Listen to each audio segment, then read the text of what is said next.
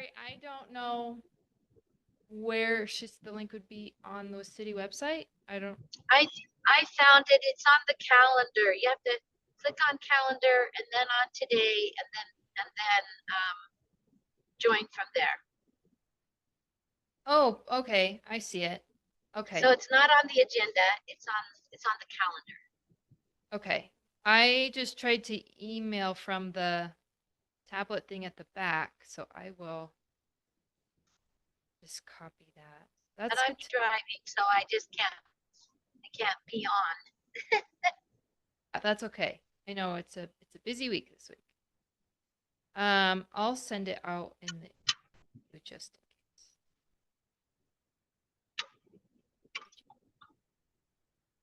Oh, you sent it to me.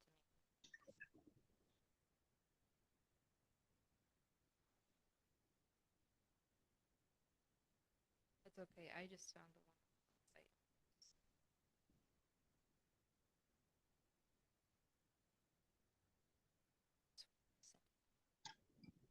Anybody or other email that I don't know.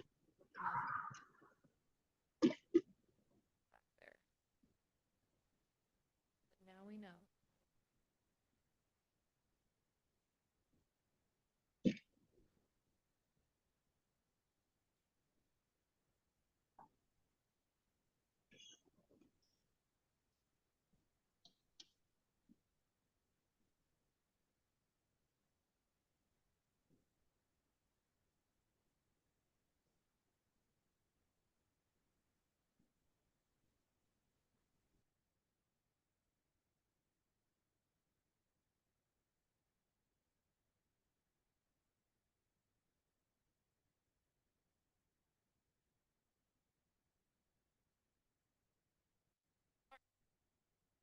We should have the link now. I'm gonna go ahead and get started and call the meeting to order. If we could do a quick roll call of who is in attendance. So I am the Community Development Committee Chair, Kirsten Thompson, and then Randy Johns. and if we could just go around, or we'll start with the top left. I see Carrie. Yes, Carrie Malkovich, City Council Liaison. Okay, and then Nate. Nate Myers, committee member. And we'll give Chloe a minute to catch up. And Daniel, if you want to introduce yourself. Okay, and then I see Chloe Cleveland. She's actually going to be taking our notes as our secretary for the meeting. So, Chloe, can you hear us and you're in attendance?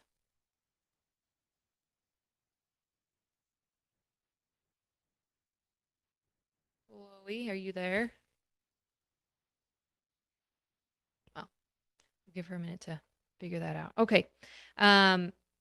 Review and approve minutes from the last committee meeting. Hopefully everybody saw those in the email that was sent and has had a moment to review them. Would somebody like to motion to approve those minutes? Do that. So motion to approve the minutes on January 27th, 2025. Do we have a second? I will second that motion. And then everybody in favor? Say aye. Aye. Chloe, are you up and running yet? Can we hear, or can you hear us? Nope.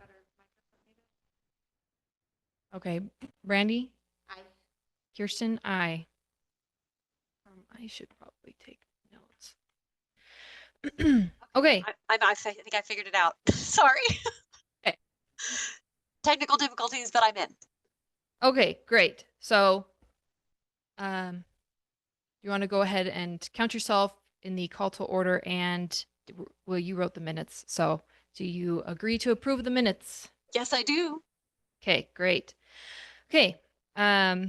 Seeing there are no objections, we will move on to the next item. Develop and approve a plan for the city town hall and public open house. Before I turn that over to you, I thought it was just important. Hopefully everybody saw that clarification from Jody Stones, the city recorder, that it looks like they'll be holding the city town hall prior to our public open house. So that was something I didn't quite understand. So Yes, there's they some- changed it, so we'll do our town hall from like 6 to 6:45, which, you know, we'll get a lot of people there, and then there's gonna be a little bit of a break, but they say 15 minutes, but I bet you it'll only be maybe 5 or 10. And then we'll go into ours, and then we'll have an hour to give our presentation. Um, and so for public questions and stuff, I assume, right? Just be an hour presenting. Well, anyway, we'll get into that. So that's good to know. So just FYI that's the evening will run that night, and it's coming up. So Daniel, if you want to help us work out our public open house portion of that night, and I know we kind of threw around some ideas of what you guys envision, so I will let you go. Yes, I think so the video can hear you and they can hear you. So Can you all hear me? Yeah. Okay. In terms of the agenda for that night, what we talked about last time is we have an initial presentation about what is a general plan, what the general plan means, what the general plan process is, what some of the state requirements are, why we're doing a plan, a little bit of history about Woodland Hills' general plan in the past, just to catch everyone up to speed, and then share some of the regional future plans, just so people feel like they have an understanding of a global perspective about what's going on and what some of the planning things that are happening in the broader community. And then a discussion of some of the state mandates. So that includes the general plan mandates, but also the affordable or moderate income housing requirements. So people understand why we're talking about certain things and what the parameters are in those discussions. Typically, we see a lot of NIMBYs come out, that people who want to oppose things, and if they can understand from the beginning why we're talking about certain planning principles, certain housing types, that sort of thing, and understand what the state requirements are, that tends to help lower the temperature and helps them understand really the options that they actually have. I think that's a great idea, Danielle, because a lot of people will, you know, we're just finishing up the legislative session this week. There's going to be a lot of stuff in the news. There's going to be things that people say, we don't want to do that, you know, and sometimes people don't understand that we're a political subdivision, and as such, we have to, you know, incorporate into our plans everything that is a state statute. And so understanding that from the start, I think will be very helpful. One of the things that we notice in our town hall portion of the meetings is people will come in, they'll look at visuals. It's really great if we can have some of those visuals around the room that they can look at as they're kind of meandering around prior to our meeting. And then when you start the discussion, we let them know that we're going to give this presentation and to hold their questions, because I know this crowd and they'll want to, you know, they'll want to raise their hand right away and say, but. And so that will be an important aspect when you're giving this part of the discussion, you know, maybe showcase how you're going to break it down into those different aspects that you just talked about, and so that they know they're going from one section to the next before you actually open it up for the questioning. Yeah, and a good point there is with the transition. I'll put something up about kind of an agenda so people know what to expect and the timelines. So people know we're going to have a presentation for 10, 12, 15 minutes, whatever that looks like. And then we're going to do the breakout sessions and some of the surveys and that sort of thing. But before we jump into that, can I get a little bit better understanding about what is going to be covered in that open house portion, so I can try to piggyback and not be redundant? You mean in the town hall? Yeah, the town hall. So Okay, before, so the city town hall, usually the mayor talks for a minute and then he gives 5 or so minutes for each council person to talk about what they've been doing, what aspects that we each cover in our duties as council people. And then we open it up for discussion and citizens ask us questions. And so that's kind of just how we have done town halls in the past. So when it comes to my part, when I say community development, I will probably just say, as you know, most of you participated in the survey, and stay after this meeting. We're going to have our community development town hall, and we will be discussing the survey results as well as our general plan as we're going forward. And then people will know to stay for that portion. And I won't add anything to that. Even if somebody has a question that's pertaining to that, I will just try to defer it to the meeting to please stay and listen to the presentation. Yep. Okay. Perfect. So if we have that, that agenda out, to where people can pick even just copies of it too, that people can pick up to know, and it says 7 o'clock, and then we kind of have that outlined on what our portion of the community development town hall is. They'll have a better understanding of the structure of ours after the structure of the city town hall. Yes. Okay. Yeah, it sounds like it would be important also for the council to know that structure, to know the bullet points that will be covered, and then yeah. That way, when there's questions, tie them in and point direction. Yep. Right, and the council members will all give their own update on what they're doing. So if it's public safety, they'll be talking about the fire department and law enforcement. If it's roads and water, they'll talk about that infrastructure. I'm the only one that's a liaison to this community development, so there shouldn't be too many questions directed to anybody else. And that's why I think I can redirect them to, this is what we're going to talk about next in more detail, and then they can stay and have their questions answered, and I can let them know that some of your questions might be answered during the presentation, and otherwise we'll take additional questions that are specific to community development and general plan afterwards. Okay. All right. So then after that presentation, I guess part of that presentation, toward the end of that presentation, I'll share all the public survey results with the public. Maybe not all of them, just because there are a lot of questions, but good smattering of those questions so people feel like they have the answers. And I guess I can, if I don't cover all of them, I'll have all of them available. How's that? Yeah.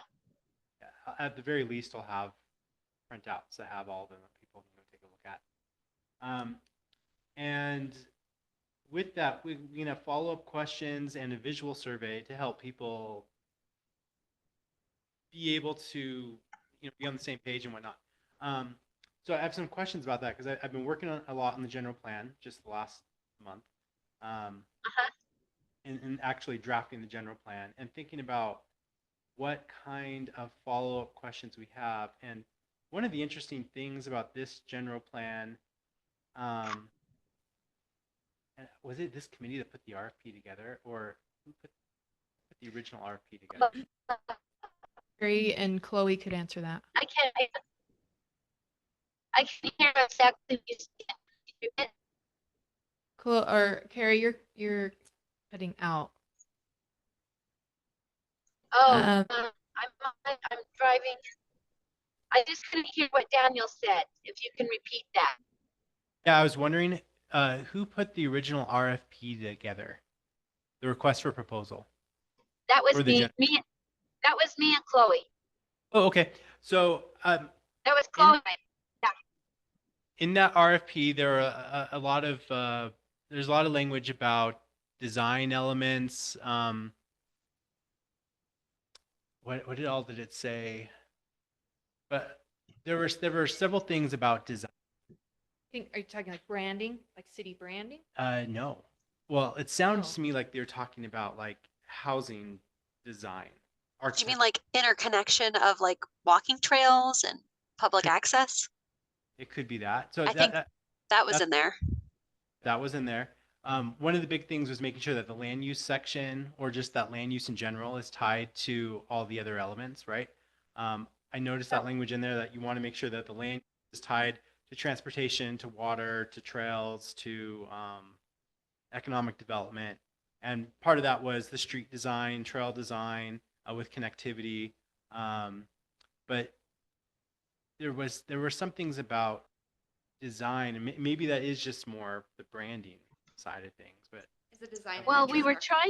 trying, I think part of it too was we were trying to showcase that we were looking at it as a whole community response. That this, the general plan and a strategic plan together, that we weren't just wishing for something, but that we were strategically looking at the future of our town and as a whole community response. How are the trails? How are the roads? How is the land use? All connected. And that was an important piece for us to put in there to show the vision of the future, not just a, oh, here's a standard plan, check the box on what a general plan is, but more of that vision. And that's why we've added in the strategic plan with the general plan. right. Yeah, so a comprehensive planning process with actionable short-term and long-term goals and vision. That is Yes.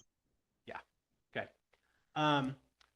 So as I look at Woodland Hills, a lot of the city is built out with obviously the sections on the north side, the lower side, right? So I'm wondering, I want to make sure that the follow-up questions I ask are the right questions, right? And that I don't steer people off track. So one of the questions I had is looking at the current zoning. Most of the zoning's low residential, like low density residential with some PUD, and then there's like a mountain village development, something like that, right? As the overlay. Yeah, there's the overlay for Summit Creek, which allows it to have some smaller lots and some bigger. We just approved some for the R19, R19, and which is smaller, a little bit smaller lots down there as well. So Is that part of that mountain? no, this is separate. We had another developer who came and asked us to have smaller lots down there. Mostly, it doesn't, because it's the flat land that is just grass right now, it doesn't lend itself to having the big, 1 and 2 acre lots. Do you know what kind of zoning you approved there? The city approved there?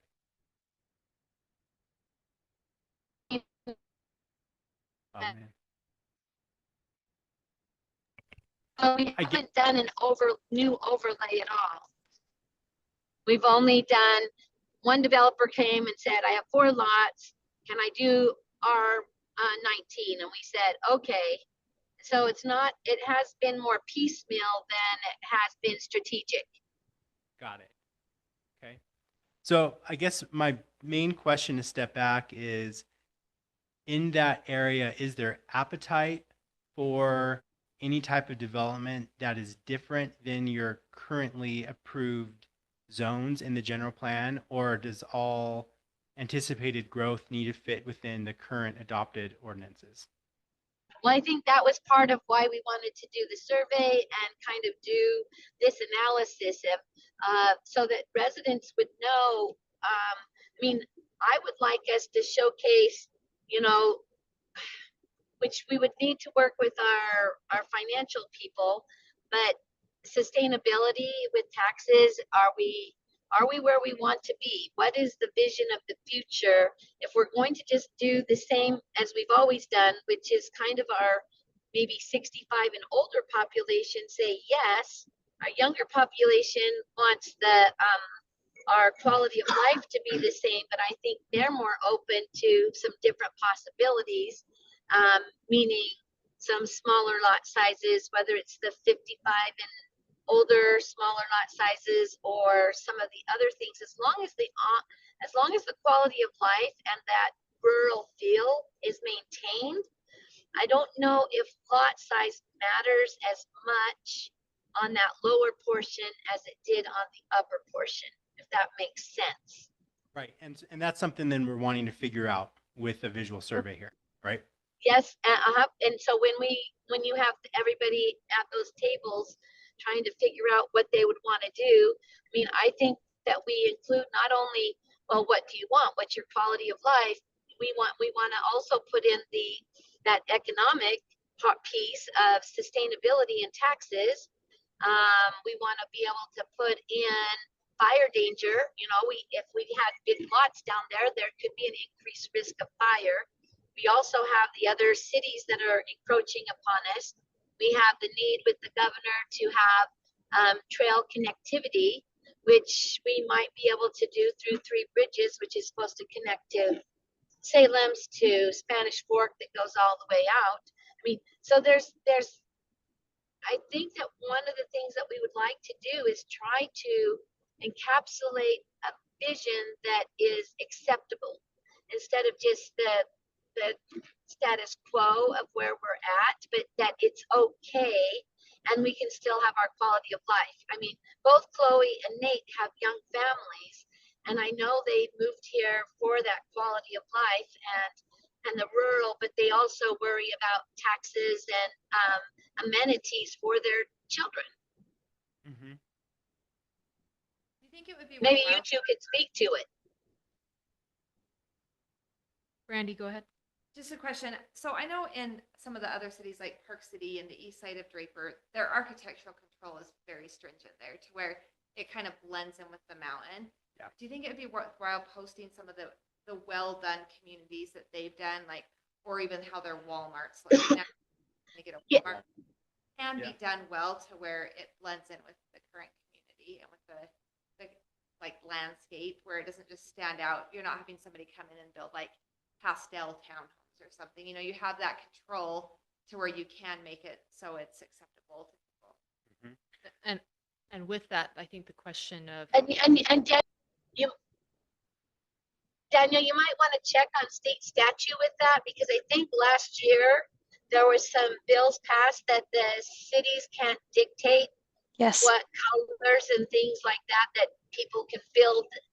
You can't dictate unless it's for your like wildland interface ordinance of materials, but you couldn't dictate certain things unless it was a HOA.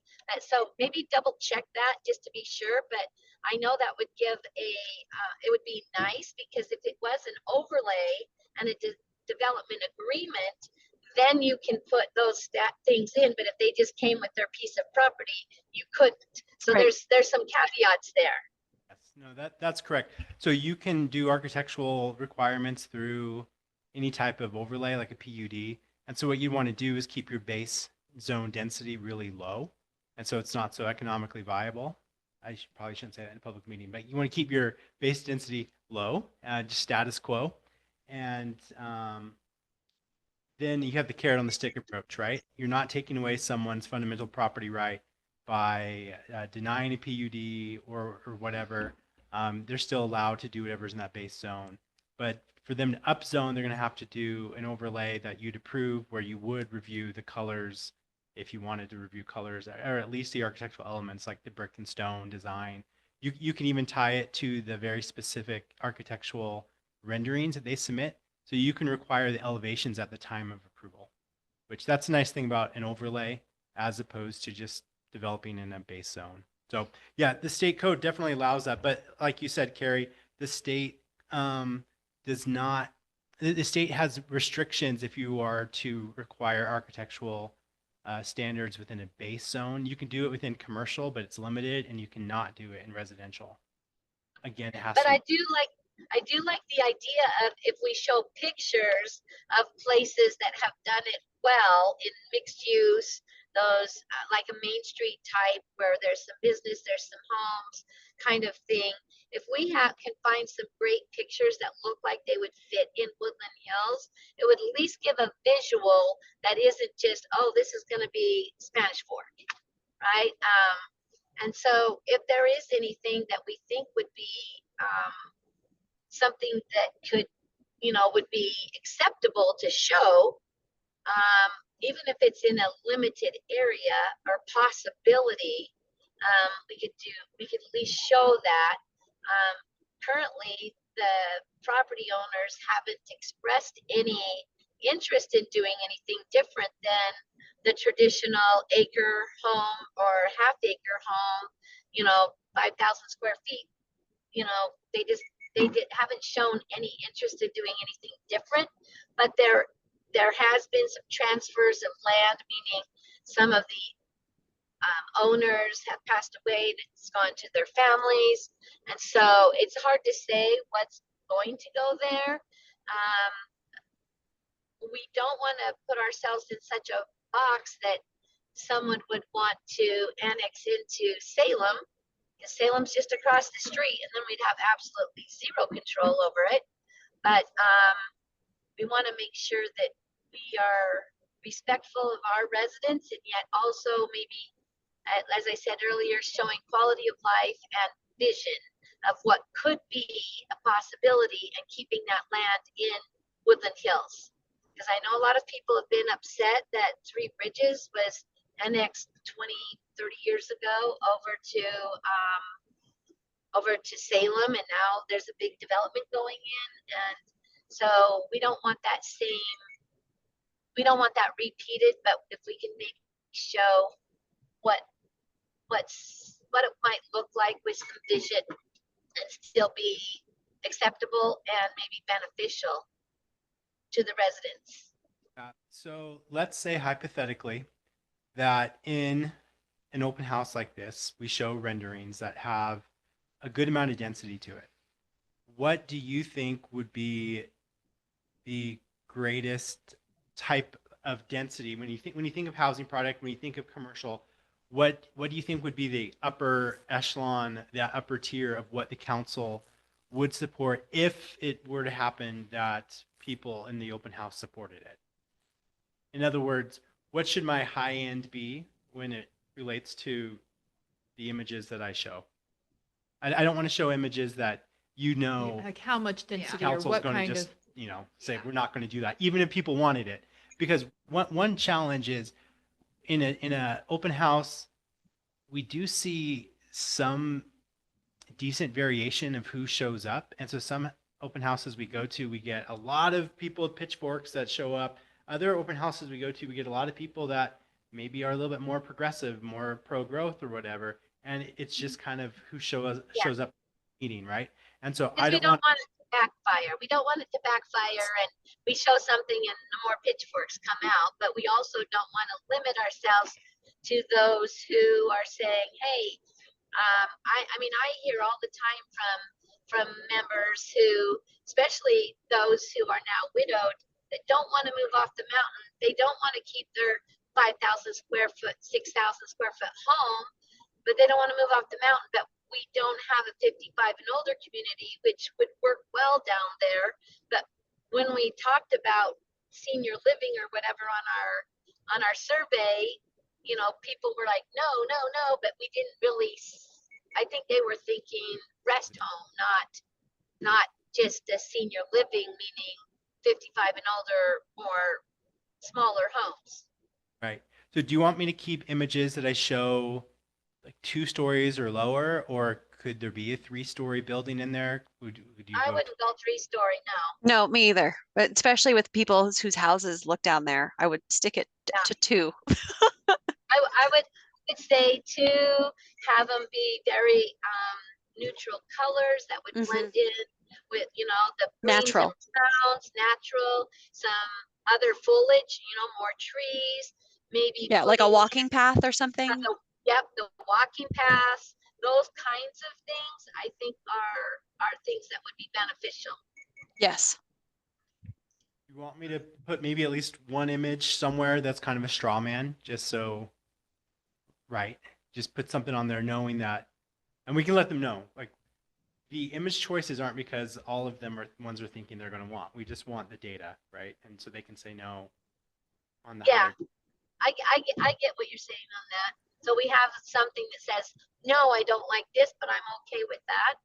Yeah. I mean, Nate, you have your young family and you live a little higher on the hill, and we have the park. I mean, the park's getting pretty darn crowded with people wanting to play. There's just a little loop going around that people can take their kids in their wagon or their strollers, but it's limited. And I think in that area down there, it would be nice to have that flat walkway to where it's not, your only option isn't the park. Yes, especially if it connected to like a biking trail in Salem or something like that. That'd be adorable. Yeah, I guess I haven't really chimed in here. I think the sky's probably the limit, depending on how you are able to make the density look down there. And what I mean by that is how bougie ski town of renderings can you make to sell people on the density? I'm not sure that the density is so scary to people as their subconscious thoughts of, oh no, that's going to bring poor people in crime or something like that. You can probably guess where I stand on it just from the way I'm hand waving that feeling. But yeah, I mean I think the messaging here is so important. Just a little example of what I'm talking about. We had two questions that I think were the same question on the survey. One was, should we put sidewalks on Woodland Hills Drive? And the other one was, should we put a trail next to Woodland Hills Drive? I think that's the same question. I don't think we're really going to put concrete sidewalks next to Woodland Hills Drive. It's just, is there going to be a walking path? But the answers to that question were completely different. People hate the idea of sidewalks and they love the idea of a trail. And once again, I think that's the same question. Should we put something people can walk on next to Woodland Hills Drive? So really, just how we portray this is everything to these people. So That's a really great point. Really great point, Nate, that the words we use matter, because you're right that, do we want a sidewalk? No. Do we want a walking path that maybe has asphalt on it, like the trail path? Oh, sure, right? So two different things, but two different words maybe, but the same type of thing, just different materials. So yeah. I think, and kind of the same thing with, like, I would support a limited number of townhomes or apartments for people starting out. That was a huge no on the survey. But then a much less strong no was, I would support a senior living assisted living facility. That's similar density. That's similar property tax revenue. It's just, do we want people with gray hair walking around down the hill, which doesn't really affect me, or do we want people with kids walking around down the hill? Which, I mean, I'd rather have a few more kids for my kids to play with. But it's kind of the same question. It's what we build looks very similar in both of those situations. It's just how we portray it to people. absolutely. And I think that's really a key to this whole thing, Daniel, is the words we use, because we want to be, I mean, we're pushing back against all the development around us.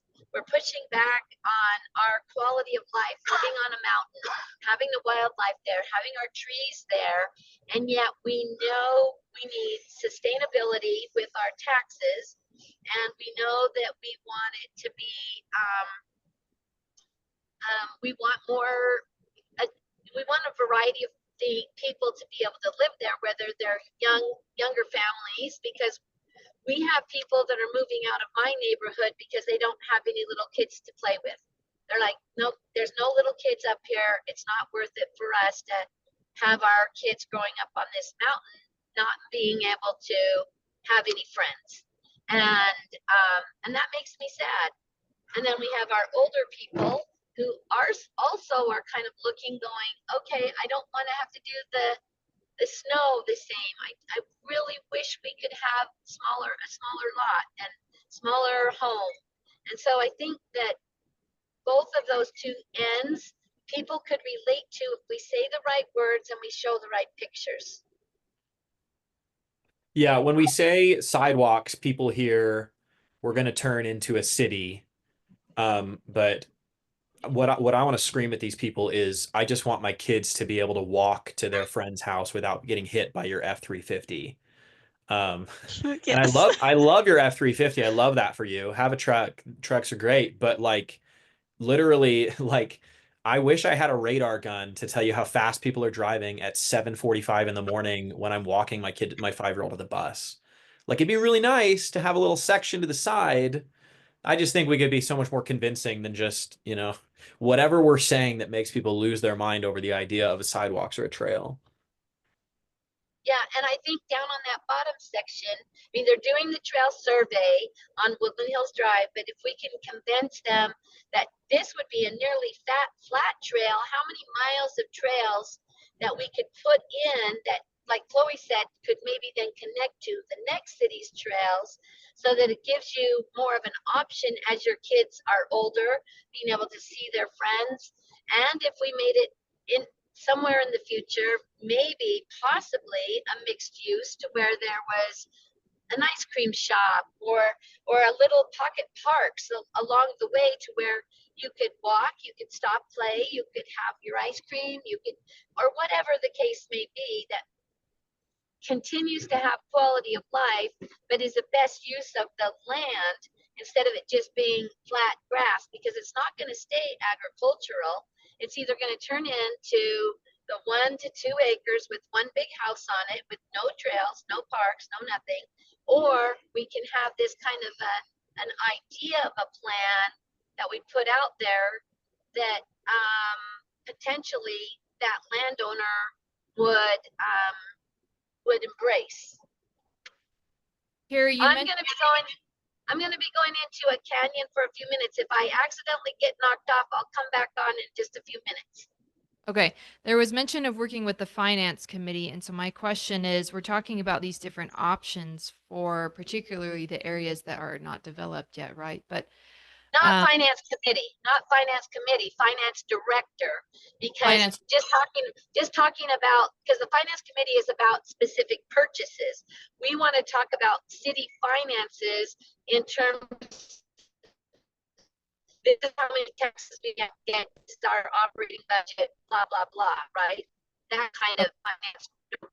right, that's a helpful clarification. So my question is there a way, is it feasible in this amount of time that we have to be able to show if we build this density, this is the tax impact for the city more for positive or negative, or if we put in some commercial is, this is how it could affect, that's a question I feel like people would ask, like, well, Yeah. if I give up some, light commercial or whatnot, a small mountain village down there, true mountain village look down there, is that really going to benefit my property taxes? Or I think that's going to be their question. Or did I just give Yes. that up? And what by I how would much? Yeah. pay those taxes anyway? Yeah. So I feel like that's going to be kind of the root of some of this decision making for people is, well, I'm giving up one or the other. I'm either giving up what I see as my quality of life with more density, more people, or more commercial, or I have to pay. So I feel like that's what we have to weigh out for people. And I Do think we we need to- do a projection for property taxes like years out? Is that a thing that we can calculate well or easily? I know, Carrie, you've mentioned in the past that I don't know if she can hear me. Maybe we'll have to text her this later or something.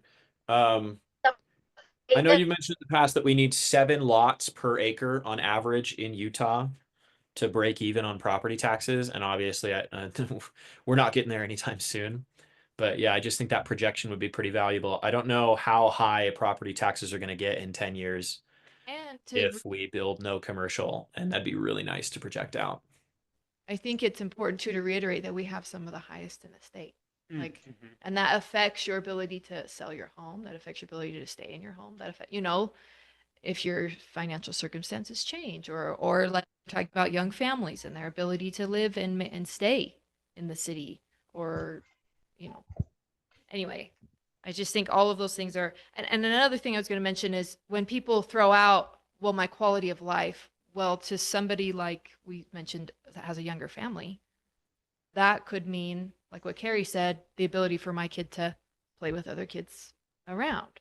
And maybe that means there's more homes available at a price point where younger families can move in. But maybe somebody else quality of life means I want peace and quiet and a larger lot and more nature around me and less people. So I think when people throw out that quality of life term, I think it'd be important for us to push back or maybe have a follow-up question of what does that mean to you?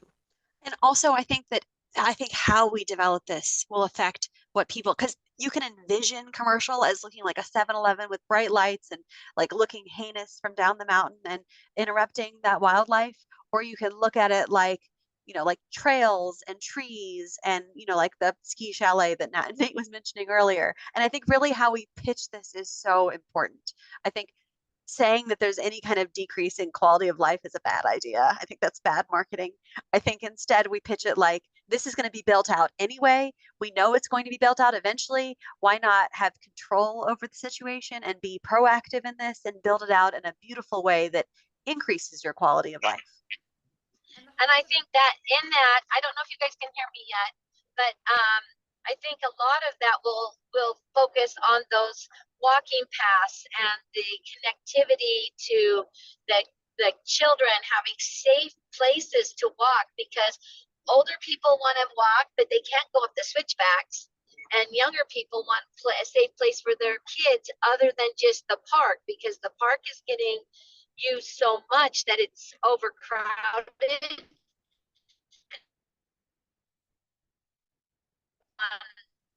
Regional opportunities that afford with the with a different kind of development in that bottom part, with pocket parks, with the connecting trails, with some other density in there, lends itself to more acceptance.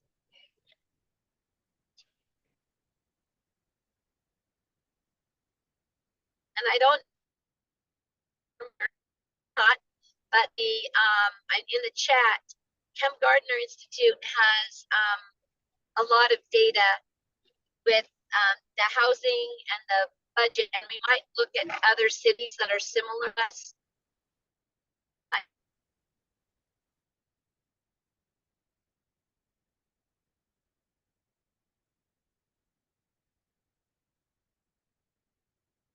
think Carrie's dropped off again, but I had another question. Will there be a few survey results maybe and this is a two-part, this is an ask and a question, or a request and a question.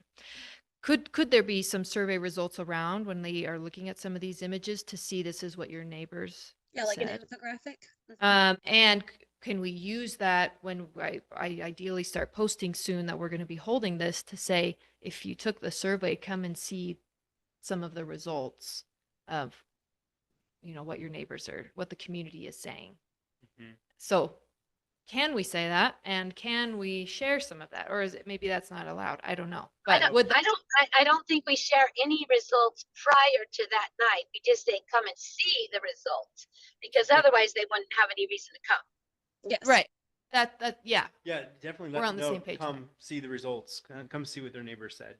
Yeah. I mean. So then specific- will we have the night of some numbers and data for Yeah. people? Yeah. So I will share the results Okay. from that survey. I That's didn't what know I'm if saying. this I was probably just a want to- vision meeting, or if this was like we're going to now share the results of the survey. Yeah, with so the the first 10 minutes or so, we'll discuss general plan process, generally some of the state code requirements, that sort of thing. Then we'll share the survey results from the existing survey that they completed. And then we'll do the follow-up questions. And Okay. then I'll do that as a mix. I'll just intermix follow-up questions with the visual survey. Now, we don't have any kind of clickers here, right? But this like a presentation clicker, like to do the what are they called, like the survey, I like don't a remember the name of voting. it. Yeah, but we can do that on an app really easily. Yeah. I'll set that up as well. So you're wanting people as you're speaking? Kind of like a Slido Yeah. thing where people can get in That's and you can have immediate. Oh, sorry. A visual survey is pictures, so they can look at images and then select which image they like. So on a visual survey, when we talk about like assisted living or something, we can show 4 different images of assisted living and they can say which one they like. And that means that we know that people are thinking of the same type of image, right? Which is the issue we had with a static survey like that, where like the survey before, we say, and I think Carrie and Nate both mentioned this, when we say 55 plus, everyone has a different image of what that looks like Right. because they're thinking of the ones that they've seen or what comes to their mind, and it's not the same, right? And so now we know generally what people think, but now we can hone into that by saying, okay, when you hear 55 plus, are you thinking this image or this image or this image? And of those images, what do you like? Some of those things can be surprising to people because people have an idea as to what density looks like, which is why in surveys we don't like to ask questions like, do you want to see 5 units per acre? Because that looks and feels different to different people based on what image that conjures up. So we smooth that out through a visual survey. Same type of thing about like a trail or a sidewalk. People hear it and they think different things, right? And so we can put images up and get different results. So, Okay. Yep. So that's what we'll do with the visual survey. And so I'll put an app, like I'll figure out that as well. So a lot of the questions we've been talking about relate very specifically to that property on the north side. So this is a lot more like an area specific plan. So I will hone into that and treat it kind of like an area specific plan. So like a comprehensive visioning plan for that area. But what other areas of the city or what other aspects of the city would you like additional follow-up questions on? I know that the Trails Committee is doing their ongoing trails plan, so I don't want to overstep too much there. I know that they've done improvements to the city park just in the past handful of months, right? Yeah, I steps think there. I know they keep throwing around a pickleball court. I don't know the feasibility of that and the cost. Right. It's a bummer, Carrie. That would have been a good question for her. Maybe that's some of the stuff we can incorporate down on the north side. What about anything off Woodland Hills Drive? Oh, I'm sorry. If you're talking, I can't hear you. Can you talk into the mic? Oh, yeah. No, I was just saying if something like a pickleball court, if it is really of high importance, maybe that's something that we can incorporate down into the plan for the north section of the city. Like a recreation. Like a recreation where there's another park with maybe a pickleball court down there if it's not going to work up there. Like an HOA amenity type thing. Yeah. Is there any appetite to have a separate public park on the north side, on the lower side? I think that wouldn't that be really expensive? Wouldn't it be better Depends to how have a big. developer pay for that? It would be. I mean, I think it's something that we could hopefully have it be a requirement for a developer. If you want higher density, then you have to pay for your park with these amenities. But I mean, it depends on how big the park is. I mean, some parks aren't super expensive and it depends on, what kind of flooring and things like that. But that might also be something we could consider as a city amenity and not just something the developer puts in. So that would be done like a pocket park, Yeah. and we could have some within the visual survey. We can look at pocket parks. I can look at how large that could feasibly be within that area. I can do a little bit of master planning there. Okay. Do we want to do anything on like Woodland Hills Drive? We talked about it in the survey. And if we had a walking trail down there, would we want to connect it anyway? So is the Trails Committee already looking at that? I don't want to overstep them. That's a great question for Carrie. Yeah, there's already there's a survey being performed, a viability survey, I think is the stage we're at for a trail that goes along Woodland Hills Drive all the way up to the park. Awesome. So yeah, Me, don't want to. this week, I was hoping to meet him today, but he was out today. And we'll discuss that. He's on that committee, right? I mean, Public Works Director. I would assume so. I assume at least aware. Okay. So what I'll do, this meeting is the 25th, I think, right? Mm-hmm. So within the Come next, fast.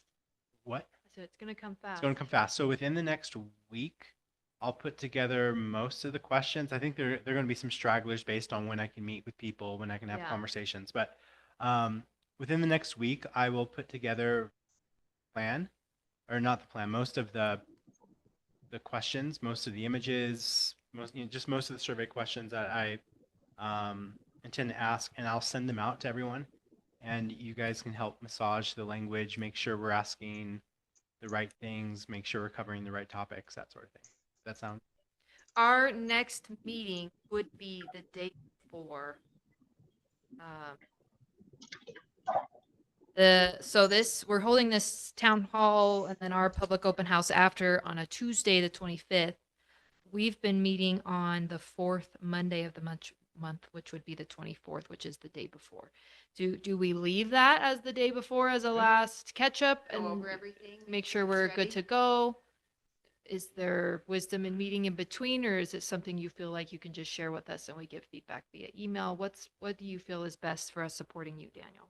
Okay, let me check my calendar, make sure. And Carrie, while he's looking at that, there was he asked, besides just the lower areas that we've kind of focused on mostly in this meeting, are there any other parts of the city that we should be posing to residents that considered development or subject to any? Well, there's people who want to do things at the park. We don't own a lot of city land. That's part of the problem is when the original people platted the city, they didn't even put in one park, one trail, nothing. It was just platted as lots. And so now, all these years later, that's the kinds of things they want. And yet we didn't plan for that. So that's one of the other aspects of we have the ability to put something in a master plan down below that may be able to be that piece of our city connected. Now, I don't know about there's a couple of different possibilities. The park is where it's at. The Parks and Trails Committee got a grant to build a couple of pickleball courts that people like. And if it all goes forward, then we'll be able to do that. They're working on a grant for that. They haven't yet received it. They're working on that grant. But the trail system is really limited at the park. If they get that, they're looking at putting those in the park. Yes. But the trail system at the park is very limited. It's just a loop. It doesn't really connect to anything. It's yes, your kids can go around it a little bit, or older people can walk around it, but we don't have a parking area. We have a little bit of a parking area, but not a great parking area. And so people don't always feel comfortable going there. The people who live around there that can just walk over, it's no big deal. They love it. But the people who live other places aren't utilizing the park as much. And so I think that's one of the things that, looking at this lower section, of course, we want the people who are there, who own the property. Right now, they know how much money they would make keeping it the way it is with the 1 to 2 acre lots with a house. They kind of have that formula in. If we make it worth their effort to put in the trails and the parks, then that means we have to give up a density.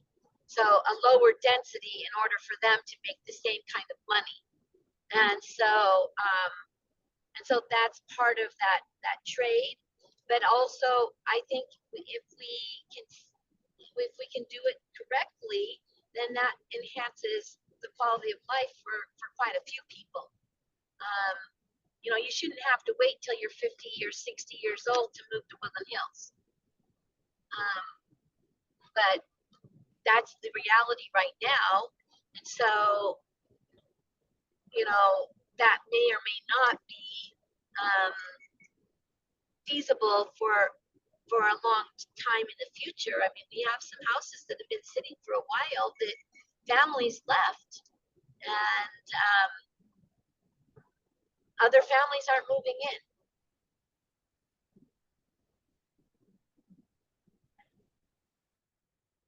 Okay. Do we feel like we've covered this well enough? Yeah. And did you want to speak to how we can support support you the next few weeks and getting that feedback to you? So I'm fine either way on Monday the 24th. If we wanted to hop on, maybe plan on a shorter meeting just to run over things for the next day.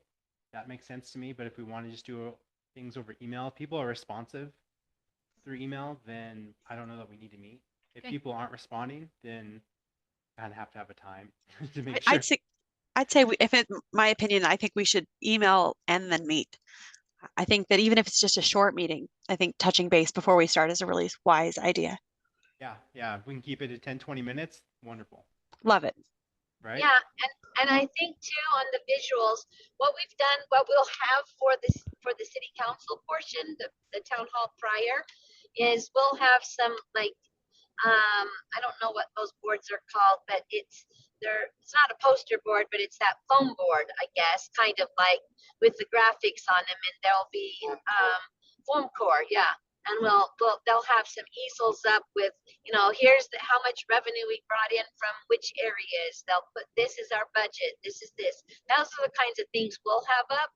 So if we can have something similar to then add to those, that will be helpful. And I think that if you can talk with our financial director, Chris Helvey, prior to that and ask him if he has any data, or look at the Kemp Gardner Institute on some of their statewide data. I think we would be able to do those same kind of things and put them alongside our budget and where our revenue comes from. And then also those quality of life pictures and possibilities, that those more visioning. Now, are we also going to, Daniel, are we going to have it where we break up into groups and they can put things kind of like Envision Utah did, where they can move things around and say, oh, I like that a park could be here, or I like this kind of housing over here, or are we doing that at this meeting? Perfect. That was my next question. So yeah, typically we do a breakout session with a visioning component like that. I'm wondering if this is going from a town hall to an open house, are we going to have too much fatigue to be able to do that? And with that, as a piggyback on that same question, I guess, are there big questions we have that are citywide where we'd want to have a city map and people providing that data? Or are we so focused on just the lower fields that we wouldn't need, or it wouldn't be as helpful to have a citywide visioning? Well, there's not a lot of, like I said, there's not a lot of public land anywhere else other than the park. And so we could showcase the park area, the switchback trails. Some people would like a parking area by the switchback trails, because right now you're just parking in a cul-de-sac, which the people who live there hate, but that's the only trailhead. So there's the possibility of that area, but mostly it's just the lower portion, because there really isn't any other city property. It's all the rest is private property. Now, if the state depends on in the future, if they, say we can't mandate that everybody has an acre or two, that could change some of the dynamics of the city in the future. But that we have to wait until that comes. Right now, state law does say that anyone can put an external ADU on their property, like a tiny home or a guest house on your property, as long as it's within the setbacks. So we're already kind of, statewide is moving into more than one structure on an acre. But for our ordinances, not so much. But we do have that bottom portion is still, we have the opportunity, I guess, to change the zoning there to allow for other things, or to see a different vision for the community that would be beneficial to the whole community. Mm-hmm. Okay, so what I'm thinking is we could probably do a design charrette like this and just keep it simple, Yes. because there aren't a lot of hot button questions that are citywide. And so it wouldn't take too much, it wouldn't take all too long, and people could do it kind of while they're leaving. I don't want to push too much fatigue in the meeting, but I do want people to have an opportunity to share their concern. Even if they just show up and they're upset about a pothole, they can at least go put that on a map and feel like that got created, right? Yeah. And like you're saying, Carrie, the things might be as simple as I want to have this trailhead improvement, or this thing needs to be fixed at the park, or there's this pothole in this area, but at least they have a map where they can write that. And it's not going to be as complex as we see with some of the cities that have a lot of greenfield development around them, right? Where people have a lot of things about how it can grow. So we could probably do a design charrette quickly. Like I can introduce what it is, where the maps are, what types of things we're looking for, have markers there, maybe have some stickers where people can put things. But Another thing I was thinking of is that we might ask on our question, would you be willing to do like a wrap tax, right? To pay for the trails and the parks? Would you be willing to have a fee that goes into making a green strip between that northern property that's there and 11200, where the city could buy a green strip that we could put a trail in there? I mean, those are kind of the financial questions that maybe we would put out to see if how important it is to them in terms of how would we pay for it. Right. And so, because a lot of people have talked to me about why doesn't Woodland Hills buy a strip between that property and 11200 so it can't be annexed into Salem? And I have to tell them we don't have. But also we pay a high amount of taxes and just normal taxes. And so are they willing to have a rep tax, or are they willing to have a special fee for this particular idea? I don't know exactly how we would phrase that, but those are the kinds of things that might be more in their mindset. I'm willing to pay for us to keep this property in Woodland Hills. Okay. So which property is that exactly? Or like, That's that whole northern section that we've been talking about, that lower section right there, that whole section, it's 11200. Okay. From the roundabout in between the two churches. Yeah, from there and south. All of that space there. Yeah. Yeah, down from the road, but facing north. That's so weird to think that when you talk about the lower property. Right. So I'll get with the finance director and figure some of that out so we can understand what the parameters are. If we had a recreation arts and parks tax, a wrap tax, that would be as a small percent, is what, 1%, 0.5% like that on sales, which a sales tax is already so low. We'd have to see what type of scope that could even be, like what it is now, and then what it could look like if there were commercial enterprises brought into that area, and that could give us an idea as to like what the that variation could be in terms of how impactful that wrap tax could even be. Right. I mean, and you know, we did that with the park before. We didn't have money to buy like the playground equipment and things like that, and we had kind of a fee.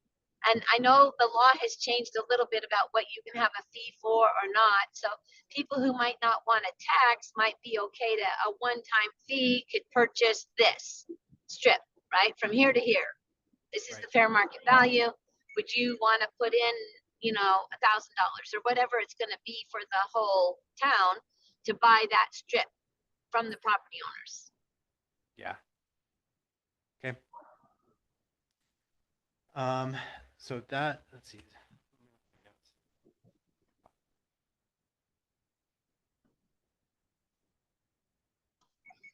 I do know, and I don't know if this is too much. There are some cities who have worked with state lands to try to develop parks and trails on state land. And our switchback trail goes up so much on our land and then goes into state land. I think it's Draper City that was able to do some sort of a contract with the state to continue their trail and to build some other amenities higher up. and I don't know if we want to look into that or not. I'm with you on fatigue of the night, but at the same time, we'll probably have between 60 and 150 people there. It's about the only time that we get that many people to come to something like this. So we want to be able to capture enough if they're engaged. We don't want to leave them hanging. So somewhere we have to make sure we're monitoring and saying, okay, time is up. We don't want fatigue. We're going to come back on another date. We'll let you know when and finish, or we see that it's going well and we stay a little longer. I don't know how that will look. We might need to just read the room. Now, with the switchback trail, is the Trails Committee looking at that, or is the Trails Committee mostly looking at just the trails within the footprint of the existing city? Well, that's so they did keep it. I don't think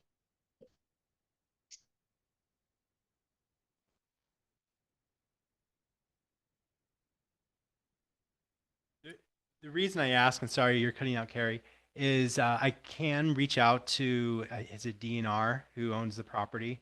I don't remember off the top of my head, but there could be a trail. Looking at the topographic map, there could be a trail that goes from the upper side of the switchback all the way west toward Forbay and Payson and connect, which would be really cool.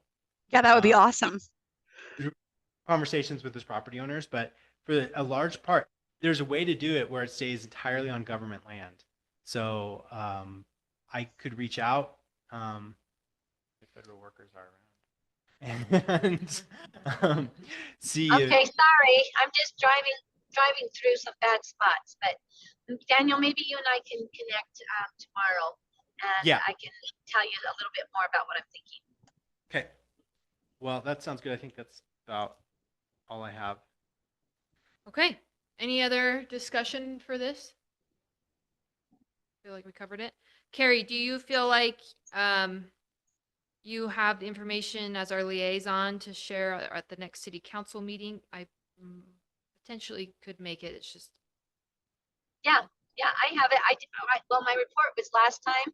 My next report wouldn't have been till it's always on the 4th Tuesday. So, that's the day of our meeting. So we'll be fine.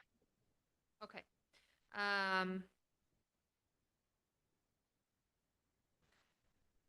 I don't think we have a motion to make, right, Carrie? Can we just Do you want me to answer number 4? move on?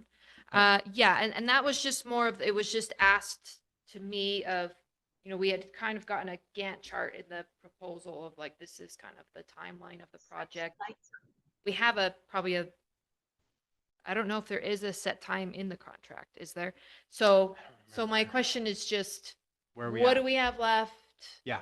Yeah. How are we doing in our progress? Yeah. So I've been actively drafting the general plan itself.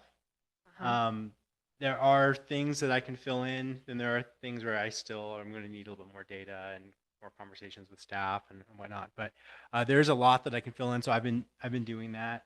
I've already finished the first couple chapters for now. There are things that I'll add. So pretty soon I'm going to send those to our marketing to get them designed, and then you can see what they look like and provide comments and make sure that the design is, as in like the layout and whatnot, the look and feel is the type of general plan you would like. So yeah, moving right along on that. Over the course of the next couple months, the general plan itself will get really fleshed out. So this is the part, we kind of went really slow for a while as we collected all the data, and then we finished up all the subdivision work statewide, and then now it's taken off, right?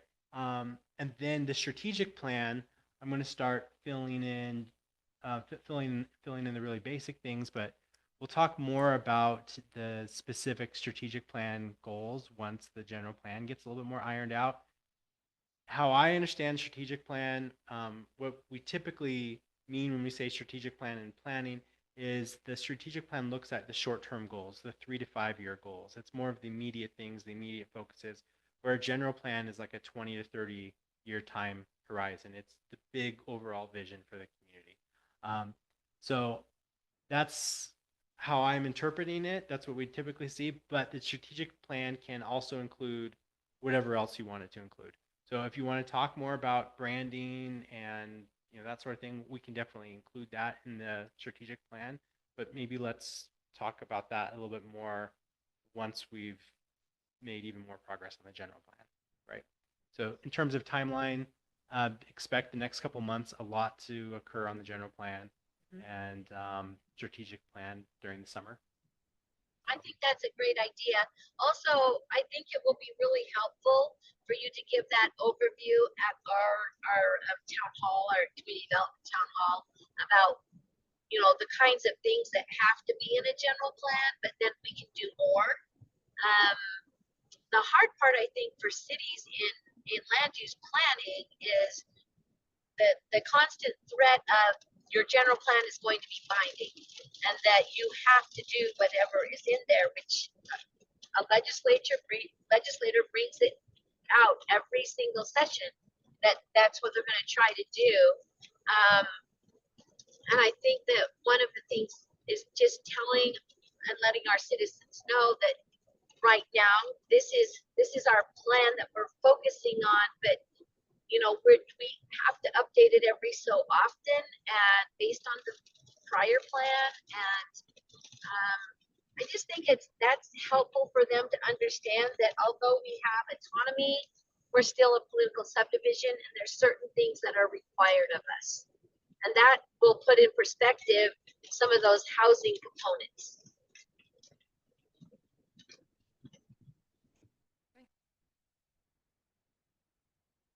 Okay. Like I said, I don't think we have anything to necessarily vote on to approve. This was just mostly discussion.